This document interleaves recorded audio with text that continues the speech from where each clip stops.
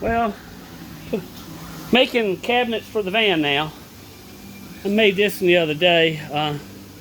I split a 2x4 and then notched it out so those panels that would fit on the outside, and I did the same thing up here. I kind of notched that out for the top to go in, and now I'm making a door for the front of this. I'm using this cheap furring strips. You can get I think 6 or 8 of these for like $1.50, about 8 foot long. So they come in pretty handy. I've used them all here. I've glued and stapled it. Bought a cheap stapler from Harbor Freight. Running staples into it. And I decided to cut a notch in that with my cheap table saw.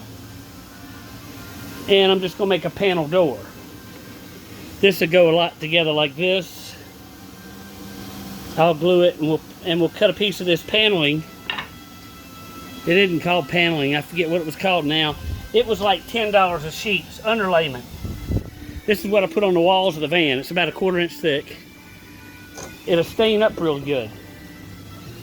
And it'll keep it light. Everything's really light. I can pick this up with one hand. See, it's not heavy at all. Try to keep the weight down in my van. So, that's what we did with the walls.